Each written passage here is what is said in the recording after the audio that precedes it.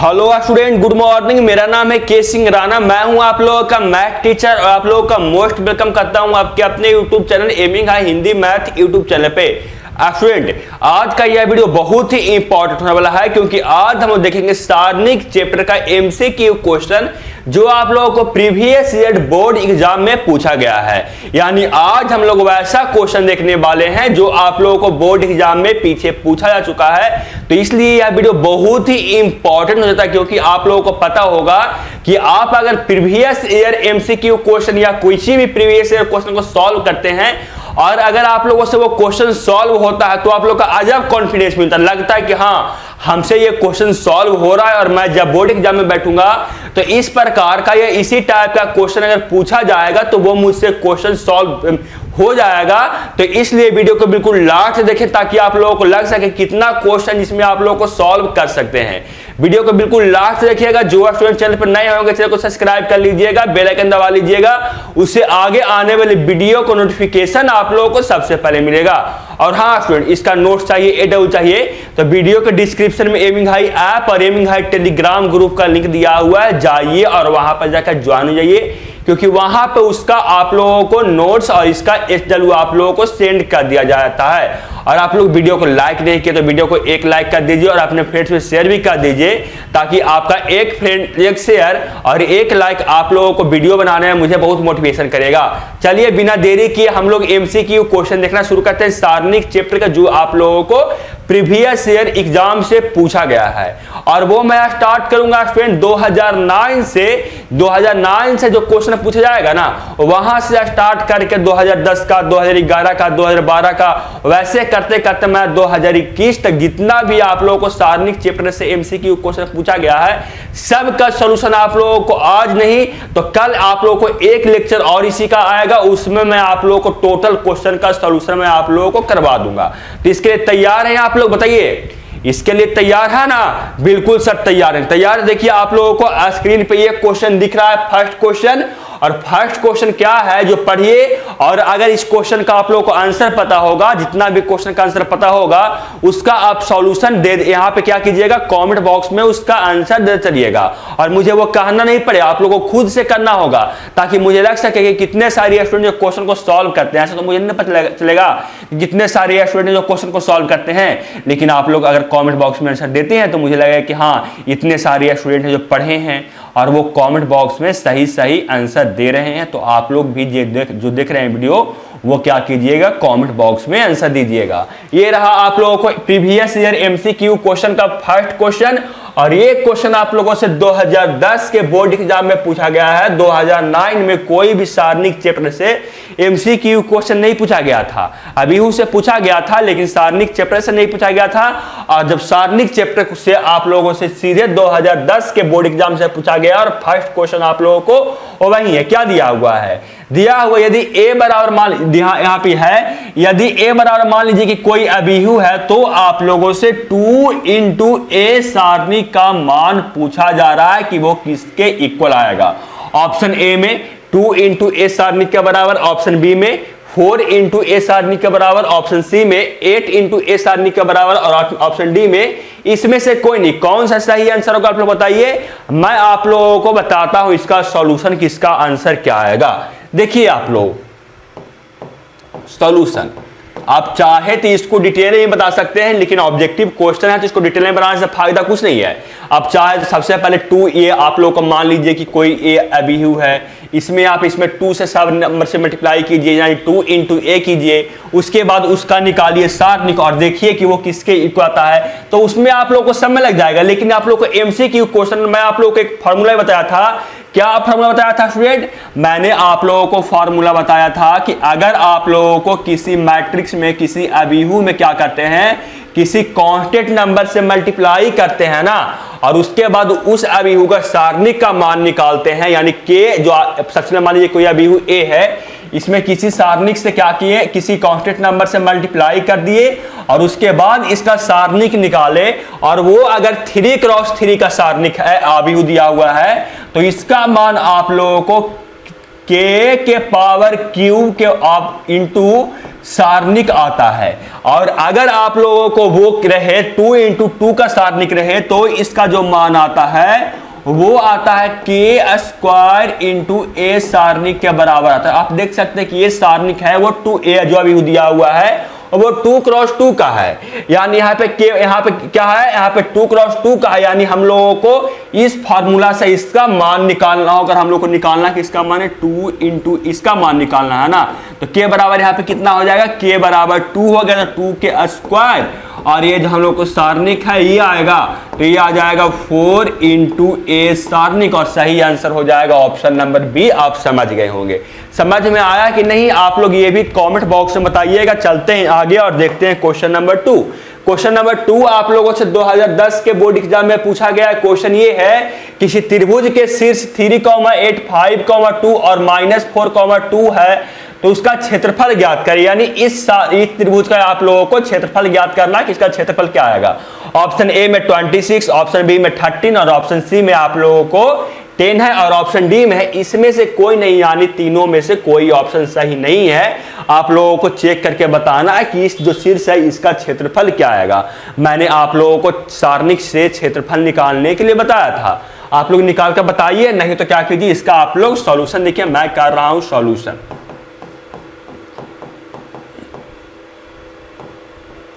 त्रिभुज का क्षेत्रफल बराबर क्या होता है, तो त्रिभुज का क्षेत्रफल बराबर होता है 1/2 और जो दिया हुआ है हम लोगों को शीर्ष उससे बनने वाला सारणिक, उससे बनने वाला सारणिक क्या बनेगा, ये हम लोगों को x1 है यानी 3 8 1, ये हम लोगों को x2/2 यानी 5 2 1 और ये -4 और 2 ये हम लोग को इससे बनेगा, ये सारणिक बनेगा और ये आएगा हम लोगों को इसके जो बराबर आएगा वही हो जाएगा इस बिंदु से बनने वाले त्रिभुज का क्षेत्रफल, यानी इस शीर्ष से बनने वाले त्रिभुज का क्षेत्रफल के बराबर आएगा। वो आएगा कितना, मैं यहाँ पे अभी निकाल रहा हूँ, देखिए 1/2 तो 1/2 है। सबसे पहले ये 3 उतरेगा, 3 उतरने के बाद इसका पंक्ति और इसका स्तंभ समाप्त बचेगा ये दोनों एलिमेंट और ये दोनों एलिमेंट, तो ये हो जाएगा 2 - 2 हो जाएगा और उसके बाद उतरेगा -8, ये जाएगा -8 जाने के बाद इसका पंक्ति और इसका स्तंभ समाप्त बचेगा ये दोनों एलिमेंट और ये दोनों एलिमेंट, तो ये हो जाएगा 5 + 4 सॉल्व करने के बाद इसका मल्टीप्लिकेशन इसके साथ माइनस इसका मल्टीप्लिकेशन इसके साथ, तो ये 5 + 4 आ जाएगा। फिर +1 उतरेगा, तो +1 उतरने के बाद इसका पंक्ति और इसका स्तंभ समाप्त बचेगा ये दोनों एलिमेंट और ये दोनों एलिमेंट, तो ये हो जाएगा 10 + 8 हो जाएगा और यही इसी के मान के बराबर आएगा। ये आएगा कितना, ये 1/2 आया और ये आ गया हम लोग को 0 और ये -8 × 9 आ गया और ये +1 × कितना आ गया 18 आ गया, इसी के बराबर आएगा।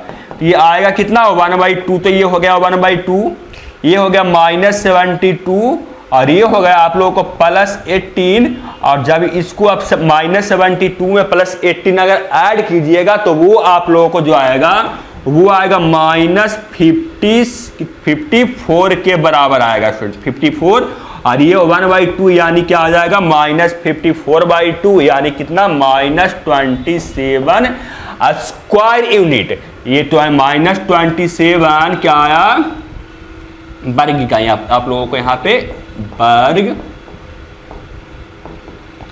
इकाई। इस त्रिभुज का क्षेत्रफल आया -27 वर्ग इकाई। लेकिन आप लोग जानते होंगे कि जो क्षेत्रफल होता है वो माइनस में नहीं बल्कि पॉजिटिव में होता है। कोई भी आए क्षेत्रफल किसी का निगेटिव में नहीं हो सकता, यानी जो क्षेत्रफल आएगा वो इसका क्या क्षेत्रफल आएगा पॉजिटिव में, और वो कितना हो जाएगा 27 वर्ग इकाई के बराबर, 27 वर्ग इकाई के बराबर।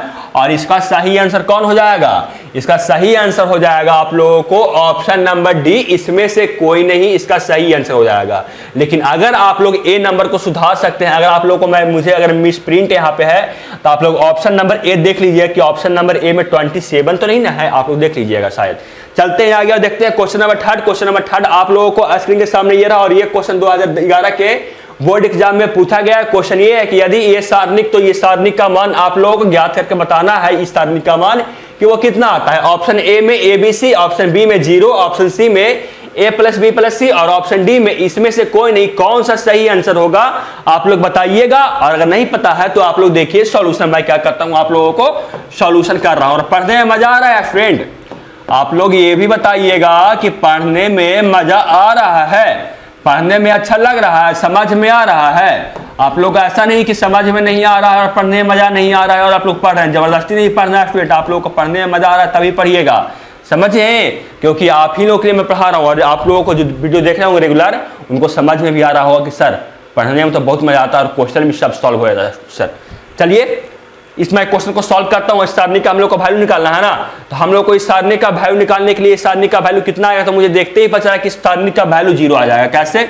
मुझे देखते ही पता चला कि अगर मैं क्या करूं कि जो कॉलम 2 है और उसमें मैं कॉलम 3 में या किसी में ऐड कीजिए ना, इसमें कॉलम 2 ही में ऐड कीजिए ना। कॉलम 2 में मैं क्या करता हूं, कॉलम 3 को अगर मैं ऐड करता हूं तो जो सारणिक बनेगा वो ये सारणिक बनेगा। देखिए ये तो पहले से है, कॉलम 3 ऐड होगा यानी बी प्लस सी ऐड हो जाएगा, बी प्लस सी ऐड हो जाएगा, ये बी है। और यहाँ सी प्लस ए ऐड होगा यानी ए बी सी यहाँ भी आ जाएगा। और यहाँ सी है, यहाँ पे ए प्लस बी ऐड होगा तो ये भी ए प्लस बी प्लस सी आ जाएगा। और ये हम लोगों को बी प्लस सी, सी प्लस ए और ए प्लस बी हम लोगों को ये भी रहेगा। आप देख सकते हैं कि अगर मैं यहाँ से क्या करूं, अगर मैं कॉलम 2 से मैं ए बी सी कॉमन बाहर लूं, ए बी सी में बाहर कॉमन ले लूं, देखिए कॉलम 2 से मैं ए प्लस बी प्लस सी बाहर ले लूं तो यहाँ बचेगा 1 1 1, यहाँ भी बचेगा 1 1 1 और यहाँ बचेगा बी प्लस सी, यहाँ बचेगा सी प्लस ए और यहाँ बचेगा आप लोगों को ए प्लस बी। और आप ये देख सकते हैं कि अगर ये कॉलम 1 और कॉलम 2 इक्वल हो जाते इस सारणी का मान तो हम लोगों को 0 हो जाएगा। ये जो सारणिक है इसका मान क्या आ जाएगा, 0। तो यहाँ पे हो जाएगा ए प्लस बी प्लस सी इंटू क्या हो जाएगा 0 और ये फाइनली हम लोगों को 0 हो जाएगा। सही आंसर आप देख सकते हैं कि बी नंबर होगा। चलते हैं आगे स्टूडेंट और देखते हैं क्वेश्चन नंबर 4। क्वेश्चन नंबर 4 आप लोगों को स्क्रीन के सामने ये रहा और ये 2011 का बोर्ड एग्जाम में पूछा गया क्वेश्चन है। क्वेश्चन ये है कि यदि ये दिया हुआ सारणिक तो इस सारणिक का मान आप लोगों को ज्ञात करके बताना है कि इस सारणिक का मान क्या आएगा। ऑप्शन ए में 0, ऑप्शन बी में 10, ऑप्शन सी में 12 और ऑप्शन डी में 16। कौन सा आंसर सही होगा आप जानते हैं तो बताइए, नहीं तो क्या कीजिए इसका आप सॉल्यूशन देखिए। मैं सॉल्यूशन आप लोगों को कर रहा हूं, इस सारणिक का मान मैं निकाल रहा हूं। क्या दिया हुआ है, यही सारणिक दिया हुआ है ना, बिल्कुल सर यही सारणिक दिया हुआ है। इस सारणिक का मान निकालूंगा तो 10, सबसे पहले इसका मल्टीप्लिकेशन इसके साथ तो 60 माइनस इसका मल्टीप्लिकेशन इसके साथ तो ये भी 60, 60 माइनस 60 0 यानी सही आंसर हो जाएगा ऑप्शन नंबर ए। आप समझ सकते हैं। चलते हैं आगे और देखते हैं क्वेश्चन नंबर 5। और क्वेश्चन आप लोगों से बन रहा है कि नहीं ये भी आप लोग कॉमेंट करके बताइएगा। क्वेश्चन नंबर 5 है, यदि 7 और 2 समीकरण इतना बराबर 0 के मूल हो तो तीसरा मूल ज्ञात करें। और ये क्वेश्चन 2011 और 2018 के बोर्ड एग्जाम में पूछा गया है। ऑप्शन ए में -9, ऑप्शन बी में 14, ऑप्शन सी में 1/2 और ऑप्शन डी में, इसमें से कोई नहीं। कौन सा सही आंसर होगा अगर आप जानते हैं तो करके बताइए, नहीं तो आप देखिए मैं सॉल्यूशन इसका कर रहा हूं। देखिए हम लोग के सारणिक दिया हुआ है, देखिए क्या दिया हुआ है, x 3 7 2x2 7 6 और क्या x और इतना बराबर 0 और इसका दो मूल हम लोगों को दिया हुआ है। कौन कौन मूल दिया हुआ है, 7 और 2, इसका 2 मूल दिया हुआ है और तीसरा मूल इसका हम लोगों को ज्ञात करना है। यानी x बराबर 1 आप लोगों को 7 और x बराबर 2 आप लोगों को दिया हुआ है। तो आप लोगों को ज्ञात करना है कि x आप लोगों को इसका जो तीसरा मूल होगा यानी x का वैल्यू, तीसरा जो x का वैल्यू होगा वो आप लोगों को ज्ञात करके बताना है कि वो कौन सा वैल्यू होगा। मैं आप लोगों को सॉल्यूशन करता हूं, कैसे हो आएगा इसका मान। देखिए सबसे पहले मैं इस सारणिक का मान निकालूंगा और इस सारणिक का जो मान आएगा ना स्टूडेंट, और ये जो हम लोगों को मूल दिया हुआ है x बराबर 7 और एक क्या दिया हुआ है, x बराबर 2 दिया हुआ है ना। जैसे देखिए x माइनस 7 और ये इसका क्या हुआ, x माइनस 2 इसका जब मूल हुआ यानी x minus 7 into x minus 2 ये है, वो इस जो इक्वेशन आएगा उसको क्या करेगा, पूरी तरह से डिवाइड करेगा। अगर ये हम लोग को तीसरा मूल ज्ञात करना है तो, और जो हम लोगों को जो डिवाइड करने के बाद जो हम लोगों को आएगा, मैं आप लोगों को पहले इसका मान निकालता हूँ, ऐसे आप लोगों को समझ में नहीं आएगा। बोलिए सर क्या क्या बोल रहे हैं, हमको कुछ समझ में नहीं आ रहा। हम लोगों को सर प्रैक्टिकल करके दिखाइए। हम लोग को थ्योरी से कुछ नहीं समझ में आता सर, हम लोग को प्रैक्टिकल से समझ में आता है। आप लोगों को थ्योरी नहीं बताइए, हम लोग को प्रैक्टिकल यानी क्वेश्चन करके बताइए कि इसका ऐसा सम्मान निकलेगा, हम लोग को समझ में आ जाएगा। नहीं तो आप बता दीजिएगा, हम लोग को समझ में नहीं आएगा। चलिए मैं इसका मान निकाल रहा हूँ। देखिए पहले इस सारणिक का मान निकाल रहा हूँ, क्या आएगा, सबसे पहले ये प्लस एक्स उतरेगा, प्लस एक्स उतरने के बाद इसका पंक्ति और इसका स्तंभ समाप्त बचेगा ये दोनों एलिमेंट, और ये दोनों एलिमेंट इसका मान कितना आएगा एक्स स्क्वायर माइनस 12 आएगा, एक्स स्क्वायर माइनस 12 आएगा। फिर ये -3 उतारेगा, -3 उतरने के बाद इसका पंक्ति और इसका स्तंभ समाप्त बचेगा ये दोनों एलिमेंट, और ये दोनों एलिमेंट ये हो जाएगा 2x माइनस 40 हो जाएगा। फिर ये +7 उतरेगा, +7 उतरने के बाद इसका पंक्ति और इसका स्तंभ समाप्त बचेगा ये दोनों एलिमेंट, और ये दोनों एलिमेंट तो ये हो जाएगा आप लोगों को 12 माइनस 7x, और इतना बराबर हम लोगों को ये 0। सॉल्व करेंगे तो क्या आएगा, देखिए x³ minus 12x minus 6x plus आप लोगों को 42 और प्लस आप लोगों को 12 से बन जाएगा कितना होता है 84, और ये आप लोगों को प्लस 49x बराबर हम लोगों को 0। अगर मैं इसको सॉल्व करूं तो ये तो x³ हुआ, और ये हुआ आप लोग को -18 और -18 और -49 कितना होता है -18, और मतलब आप 18 और 49 ऐड कीजिए ना कितना आता है, देखिए ये आएगा आप लोगों को 67, यानी -67x, और ये आप लोगों को 42 है और प्लस 80 कितना है 84 है, इसको जब ऐड कीजिएगा तो वो 6 आ जाएगा, और ये आ जाएगा 126 बराबर 0। आप लोग को ये जो मिला ना, आप लोग को जी ये इक्वेशन मिला, और ये जो इसका हम लोग को दो मूल ज्ञात है, ये हम लोग को ज्ञात है, तो इसको मैं एक सेकंड रुकिएगा स्टूडेंट। हाँ, ये जो हम लोग को दो मूल ज्ञात है, मैं इसको सबसे पहले क्या करता हूँ मल्टीप्लिकेशन करता हूँ। ये जो हम लोग को दो मूल ज्ञात है, मैं इसका मल्टीप्लिकेशन करता हूं, क्योंकि हम लोग को जो इसका मूल होगा जैसे x minus 7 into x minus 2 into यहां पे भी कुछ आएगा बराबर आप लोगों को 0 आना चाहिए, ताकि हम लोग को ये मिल जाए। समझ में आप लोगों को आ रहा होगा। और हम लोग को दो मूल ज्ञात है, तीसरा मूल हम लोगों को ज्ञात ही नहीं है, ये हम लोगों को क्या है मालूम नहीं है कि वो क्या हम लोगों को है। समझे, समझ में तो आप लोगों को आ ही रहा होगा, नहीं समझ में आ रहा है तो समझने का कोशिश कीजिए, आप लोगों को समझ में आ जाएगा। देखिए ये आया, और ये जो हम लोगों को ये मूल आया ना स्टूडेंट, ये जो हम लोगों को समीकरण आया, इसको क्या करेगा, ये पूरी तरह से डिवाइड करेगा, क्योंकि इसी का मूल है ना, इसी का भाग है ना। जैसे आप लोग मान लीजिए क्या है, आप लोगों को 24 है, इसका अगर एलसीएम निकाल लिए, देखिए इसका अगर एलसीएम निकाले तो क्या है आप लोगों को, मान लीजिए कि ये 2 से जाएगा, ये 12, तो मान लीजिए कि इसका मूल एक 2 दिया हुआ है, इसका जो दिया हुआ है इसका मूल 2 दिया हुआ है, तो जो 2 है वो 24 को पूरी तरह से डिवाइड करेगा कि नहीं, बिल्कुल डिवाइड करेगा सर। उसी प्रकार से अगर ये इसका मूल दिया हुआ है, इस समीकरण का ये मूल दिया हुआ है 7 और 2, तो ये है वो इस समीकरण को क्या करेगा पूरी तरह से डिवाइड करेगा। और पहले मैं इसको मल्टीप्लिकेशन करता हूं, मल्टीप्लिकेशन करने पे आता कितना है, ये आएगा x square minus 7x minus 2x, और ये आया हम लोगों को +14, ये हम लोग को आया +14, और ये कितना है हम लोगों को x square minus 9x plus 14 हम लोग को ये आया। यानी ये जो हम लोगों को समीकरण दिया हुआ है वो इसको क्या करेगा पूरी तरह से डिवाइड करेगा, यानी हम लोगों को x square minus 9x plus 14 है, वह कितना को x³ माइनस 67x और प्लस 126 को क्या करेगा वो पूरी तरीका से क्या करेगा डिवाइड करेगा। और डिवाइड करने के बाद जो यहाँ पे वैल्यू आएगा ना स्टूडेंट, उतना बराबर आप 0 कर दीजिएगा, वहां से आप लोगों को x का वैल्यू मिल जाएगा। और बताइएगा कमेंट बॉक्स में ABCD में से कि कौन सा इसका मान आएगा, क्योंकि डिवाइड करने में बहुत समय लगेगा और आप क्लास 10th में डिवाइड करने के लिए सीखे होंगे, तो यहां से आप डिवाइड करके x का वैल्यू निकाल सकते हैं। क्या आएगा यहाँ जो आप लोग को जो भागफल आएगा, भागफल को क्या कीजिएगा भागफल बराबर 0 कर दीजिएगा, वहां से आप लोग को x का वैल्यू मिल जाएगा। और बताइएगा कि कौन सा वैल्यू आप लोगों को मिला। चलते हैं आगे देखते हैं क्वेश्चन नंबर 6 आप लोगों को स्क्रीन के सामने ये रहा, और ये क्वेश्चन 2011 के बोर्ड एग्जाम में पूछा गया है। क्वेश्चन ये है कि यदि आप लोग को ये सारणिक बराबर 0 तो x का मान क्या आएगा। ऑप्शन ए में 3, ऑप्शन बी में 8, ऑप्शन सी में 24 और ऑप्शन डी में 0। कौन सा सही आंसर होगा आप लोग कमेंट बॉक्स में बताइए जल्दी से। मैं क्या करता हूं इसका आप लोगों को सॉल्यूशन ज्ञात करता हूं, सॉल्यूशन मैं इसका निकालता हूं।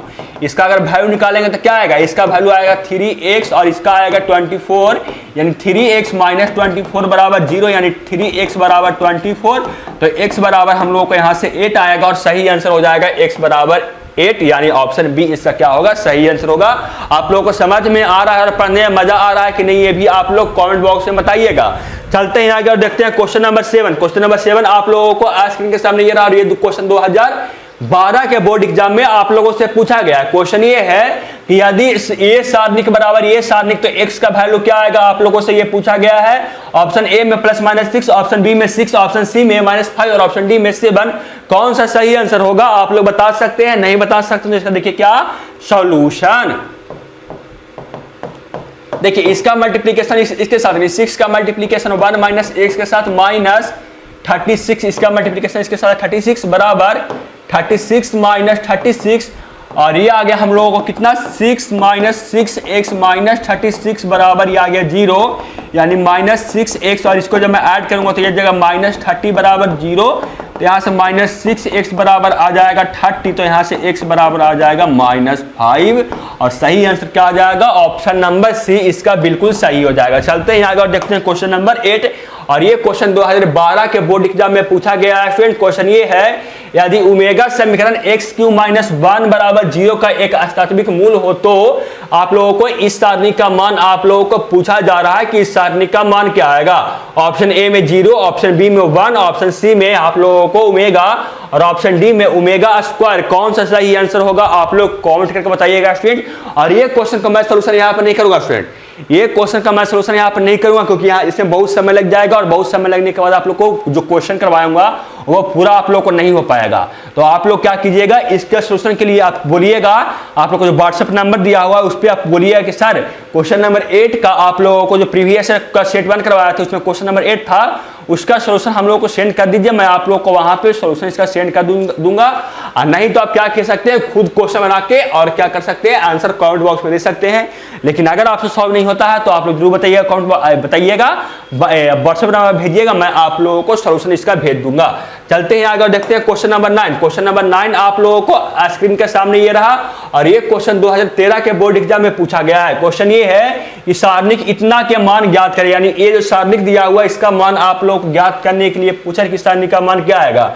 ऑप्शन ए में 124, ऑप्शन बी में 125, ऑप्शन सी में 134 और ऑप्शन डी में 144, कौन सा सही आंसर होगा बताइएगा कमेंट बॉक्स में। मैं क्या करता हूं, इसका आप लोगों को सॉल्यूशन करता हूं। देखिए सबसे पहले +3 उतरेगा, +3 उतरने के बाद इसका पंक्ति और इसका स्तंभ समाप्त, बचेगा ये दोनों एलिमेंट और ये दोनों एलिमेंट, तो ये 0 - 10 हो जाएगा, फिर -1 उतरेगा और जब -1 उतरेगा तो इसका पंक्ति और इसका स्तंभ समाप्त, ये दोनों एलिमेंट और ये दोनों एलिमेंट, तो ये 15 - 4 हो जाएगा, फिर हम लोगों को +7 उतरेगा, तो +7 उतरने के बाद हम लोग को इसका पंक्ति और इसका स्तंभ समाप्त, बच जाएगा ये दोनों एलिमेंट, तो ये कितना हो जाएगा हम लोगों को 25 - 0 हो जाएगा, यानी हम लोगों को क्या आएगा 3 × -10 -1 × 11 और ये +7 × 25 आ गया और ये कितना हो जाएगा, ये हो जाएगा -30 - 11 और ये आप लोगों को 25 7 जा कितना होता है, 25 7 जा कितना होता है बताइए ना आप लोग। 100 नहीं सॉरी 175 होता है स्टूडेंट, 175 होता है, समझे 175 होता है। ये हो गया -41 और +75 हो गया, 175 हो गया, ऐड कीजिएगा दोनों को तो वो आ जाएगा प्लस, ये रहा 4 और ये रहा आप लोगों को 3 और ये रहा 1, 134, कौन सही आंसर हो जाएगा, सही आंसर हो जाएगा ऑप्शन नंबर सी, आप देख सकते हैं। चलते हैं आगे और देखते हैं क्वेश्चन नंबर 10। क्वेश्चन नंबर 10 आप लोगों को स्क्रीन के सामने ये रहा और ये 2013 के बोर्ड एग्जाम में पूछा गया है और मैं इसका आंसर नहीं बताऊंगा फ्रेंड। क्वेश्चन नंबर 10 मैं पिछला वीडियो में करवाया था, इसका आंसर आप खुद करके बताइएगा कि ABCD में से कौन सा सही आंसर होगा, क्योंकि आप लोगों को ऐसे भी ये क्वेश्चन नंबर 10 सबसे पहली बात है और मैं 10 नंबर क्वेश्चन को मैं क्या करता हूँ एंटर देता हूँ और दूसरी बात कि मैं ये क्वेश्चन को करवा भी चुका हूँ, तो इसका आंसर आप दीजिएगा, मैं क्वेश्चन भी नहीं पढ़ूंगा। चलते हैं आगे और देखते हैं क्वेश्चन नंबर 11। क्वेश्चन नंबर 11 आप लोगों को स्क्रीन के सामने ये रहा और क्वेश्चन नंबर 11 आप लोगों को दिया हुआ है कि x का मान ज्ञात करें यदि सारणिक इतना बराबर -10 हो और ये 2014 के बोर्ड एग्जाम में पूछा गया है स्टूडेंट। आप इसका आंसर जानते होंगे, निकाल सकते हैं, तो सॉल्यूशन करके बताइए, नहीं तो क्या कीजिए इसका आप लोग सॉल्यूशन देखिए मैं इसका मान निकाल रहा हूं।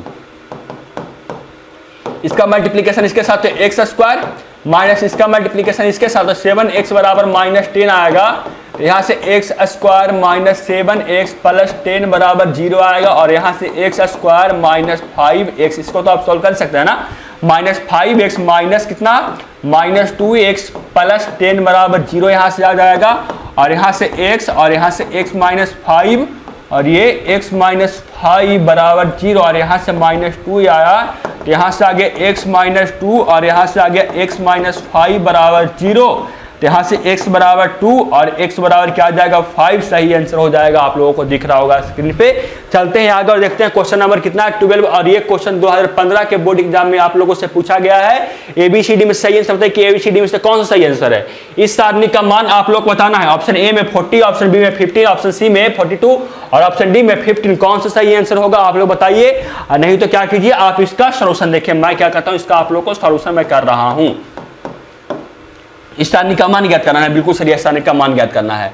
मैं इसको एक्सपेंड करूंगा स्तंभ वन की तरफ से, तो स्तंभ वन की तरफ से मैं एक्सपेंड करूंगा, तो ये प्लस ये माइनस ये प्लस रहेगा। सबसे पहले ये +3 उतरेगा, +3 उतरने के बाद इसका पंक्ति और इसका स्तंभ समाप्त, बचेगा ये दोनों एलिमेंट और ये दोनों एलिमेंट, तो ये हो जाएगा 14 माइनस 0। फिर ये -0 उतरने के बाद ये कोई फायदा नहीं, +0 उतरने के बाद कोई फायदा नहीं, क्योंकि 0 ही कर देगा। हम लोग को जो आंसर आएगा 3 × 14 आएगा फाइनली, और 3 × 14 42 होगा, तो सही आंसर हो जाएगा हम लोगों को ऑप्शन नंबर सी। आप देख सकते हैं। चलते हैं आगे और देखते हैं क्वेश्चन नंबर आप लोगों को कितना नंबर 13 नंबर क्वेश्चन आप लोगों को स्क्रीन पे दिख रहा है। अगर इसका आंसर आप लोग को पता है तो इसका आंसर बताइए, नहीं तो इसका देखिए सॉल्यूशन। ये क्वेश्चन आप लोगों से 2016 में पूछा गया है। ये सारणी का मान कितना आएगा आप लोगों से पूछा गया है। Option A, option B, option C, option D, कौन सा सही आंसर होगा आप लोग बता सकते तो बताइए, नहीं तो क्या कीजिए आप लोग इसका सॉल्यूशन देखिए जल्दी से। मैं जल्दी लिख रहा हूं क्योंकि क्वेश्चन बहुत करना है अभी। देखिए ये 1 A B C A square B square C square ये हम लोग को दिया हुआ है। सबसे पहले मैं क्या करूंगा, सबसे पहले मैं यहां पे करूंगा कि जो पंक्ति 1 है, सॉरी हाँ पंक्ति 1 है, पंक्ति 1 में पंक्ति 2 को सब्ट्रैक्ट करूंगा। फिर मैं पंक्ति 2 में मैं क्या करूंगा, पंक्ति 3 को मैं सब्ट्रैक्ट करूंगा। क्या आएगा हम लोगों को, ये आएगा 1 या a 1 - 1 0, ये a माइनस बी और ये a square minus B square आएगा। ये कितना आएगा 1 - 1 0, ये b माइनस सी और ये बी स्क्वायर माइनस सी स्क्वायर, ये कितना आएगा 1c सी स्क्वायर हम लोगों को ये आएगा। और जब इतना आएगा तो आप देख सकते हैं कि पंक्ति 1 में से a माइनस बी कॉमन हो रहा है, पंक्ति b में से आप लोगों को b माइनस सी कॉमन हो रहा है। मैं यहाँ पे कॉमन ले रहा हूँ। देखिए पंक्ति 1 में से a माइनस बी, पंक्ति 2 में से b माइनस सी मैं यहाँ पे कॉमन ले रहा हूँ। क्या बचेगा, ये 0, ये 1, ये a प्लस b बचेगा और यहाँ पे क्या बचेगा, देखिए 0 1, ये बचेगा क्या b प्लस सी बचेगा। और ये कितना हुआ 1c सी स्क्वायर। इसको आप क्या कीजिए कि स्तंभ 1 की तरफ से इसको एक्सपेंड कीजिए। स्टूडेंट इसको स्तंभ 1 की तरफ से इसको एक्सपेंड कीजिए, तो ये प्लस रहेगा, ये माइनस, ये प्लस। सबसे पहले हम लोगों को ये इसको पहले नोट कीजिए, a माइनस बी माइनस सी। सबसे पहले ये +1 उतरेगा, +1 जब ये उतरेगा तो इसका जो पंक्ति है और इसका स्तंभ समाप्त बचेगा, ये दोनों एलिमेंट और ये दोनों एलिमेंट मल्टीप्लीकेशन होगा, क्योंकि ये तो हम लोग को 0 है, तो 0 के उतरने से फायदा नहीं, ये भी 0, तो इसको उतरने से फायदा नहीं, बचेगा हम लोगों को 1, तो 1 को उतरने से फायदा होगा, तो इसका पंक्ति और इसका स्तंभ समाप्त बचेगा ये दोनों एलिमेंट और ये दोनों एलिमेंट। ये हो जाएगा कितना 1 × b plus C minus 1 × a plus b होगा। और इसके बाद जो आंसर आएगा आप देख लीजिए खुद आप लोग कौन सा आंसर आ रहा है। ये तो इतना हुआ, ये b प्लस सी है, ये माइनस a है, माइनस b है, b से खत्म, बच गया हम लोग को यहाँ पे a माइनस b माइनस सी और यहाँ बच गया c माइनस a। देख लीजिए कौन सा सही आंसर है। सही आंसर आप लोगों को ऑप्शन नंबर डी है, आप देख भी सकते हैं। चलते हैं आगे स्टूडेंट, देखते हैं क्वेश्चन नंबर 14। क्वेश्चन नंबर 14 आप लोगों को स्क्रीन के सामने दिख रहा है, लेकिन उसके पहले कैमरा को करना होगा क्या, जो आप लोगों को पता होगा मैं करके आप लोगों को इस क्वेश्चन का सोल्यूशन में आप लोग करवा रहा हूं। देखिए आप लोग देखिए क्वेश्चन नंबर 14 क्या है। क्वेश्चन नंबर 14 में इस सारणी का आप लोगों को मान ज्ञात करके बताना है कि इस सारणी का मान क्या आएगा। और ये क्वेश्चन आप लोगों से 2016 के बोर्ड एग्जाम में पूछा गया है। सही आंसर क्या होगा मैं अभी आप लोगों को निकाल कर बता रहा हूं, ABCD में से क्या आएगा। देखिए सबसे पहले मैं इस क्वेश्चन को डायरेक्ट यहाँ पे सॉल्व करूंगा, इसको स्तंभ 1 की तरफ से सॉल्व करूंगा। सबसे पहले +2 उतरेगा, +2 उतरने के बाद इसका पंक्ति और इसका स्तंभ समाप्त बचेगा ये दोनों एलिमेंट और ये दोनों एलिमेंट, तो ये हो जाएगा 20 - 0 हो जाएगा। फिर यहाँ पे ये क्या उतरेगा -0 उतरने के बाद फिर कोई फायदा नहीं, फिर +0 उतरेगा तो कोई फायदा नहीं, यानी हम लोग को जिसका आंसर आएगा 2 × 20, यानी जो इसका सही आंसर आएगा वो 14, यानी सही ऑप्शन हो जाएगा ऑप्शन नंबर ए। आप लोगों से ये क्वेश्चन सॉल्व हुआ था कि नहीं, आप लोग ये भी कमेंट करके बताइएगा। चलते हैं आगे और देखते हैं क्वेश्चन नंबर 15। ये क्वेश्चन 2017 के बोर्ड एग्जाम में पूछा गया है। ये सारणी का आप लोगों को मान ज्ञात करके बताना है कि ये सारणी का मान कितना आएगा। Option A B C D में से कौन सा सही आंसर है ये आप लोग बताइए। मैं क्या करता हूं, इसका आप लोगों को सॉल्यूशन मैं ज्ञात करके बताता हूं। देखिए सबसे पहले ये +12 उतरेगा, +12 उतरने के बाद इसका पंक्ति और इसका स्तंभ समाप्त बचेगा ये दोनों एलिमेंट और ये दोनों एलिमेंट, ये हो जाएगा 12 - 20, फिर ये हम लोगों को -12 उतरेगा तो इसका पंक्ति और इसका स्तंभ समाप्त बचेगा ये दोनों एलिमेंट और ये दोनों एलिमेंट, तो ये हो जाएगा 12 - 12 हो जाएगा। फिर कितना उतरेगा +2 उतरेगा तो इसका पंक्ति और इसका स्तंभ समाप्त बचेगा ये दोनों एलिमेंट और ये दोनों एलिमेंट, तो ये हो जाएगा 10 - 6 और इसका जब मान निकालिएगा तो 1 × कितना 12 +12 -20 है ना, यानी -8, फिर -1 × -8 और ये हम लोगों को कितना +2 × ये कितना हम लोगों को है 10 - 6 है ना, यानी 4 ये आएगा। ये आएगा किसके इक्वल, तो ये -8 हो गया, ये भी कितना हो गया ये +8 हो गया और ये भी आप लोगों को +8 हो गया। 1 से 1 जाएगा, -8 से +8 समाप्त बच जाएगा हम लोगों को 8, यानी सही आंसर हो जाएगा आप लोगों को 8 तो है ही नहीं स्टूडेंट, 8 तो हम लोगों को है ही नहीं। 1 × कितना 12 - 20 बिल्कुल सही है। फिर -1 × कितना होगा -1 × आप लोगों को 12 - 12 बिल्कुल सही है। 12 - 12 है ना स्टूडेंट, देखिए तो ये हम लोग को 0 हो गया ना, 12 - 12 है तो ये हम लोगों को कितना -1 × 0 हो गया, देखिए तो बिल्कुल सही यही होगा। तो ये हम लोग को -8 हुआ, -0 और ये +8, यानी -8 + 8 मिलकर हम लोग को 0 हो जाएगा। सही आंसर हो जाएगा आप लोगों को ऑप्शन नंबर सी। आप देख सकते हैं। चलते हैं आगे और ये रहा आप लोगों का लास्ट क्वेश्चन और इसका मान आप लोग खुद कमेंट करके बताइए कि इसका कौन सा मान सही होगा। और ये क्वेश्चन यदि ये जो सारणी बराबर 0 तो x का मान आप लोग को ज्ञात कर बताना है। ऑप्शन ए में +-5, ऑप्शन बी में +6, ऑप्शन सी में 0 और ऑप्शन डी में 4। कौन सा सही आंसर होगा आप बताइए जल्दी से कमेंट बॉक्स में। और आज के लिए इतना ही। स्टूडेंट वीडियो अच्छा लगा हो तो वीडियो को लाइक कर दीजिएगा, अपने फ्रेंड्स में शेयर कर दीजिएगा।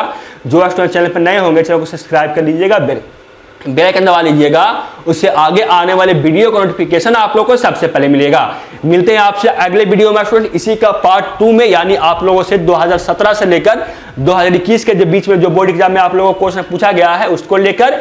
तब तक के लिए अपना ध्यान रखिए, पढ़ते रहिए, सीखते रहिए, समझते रहिए। तब तक जय हिंद, वंदे मातरम।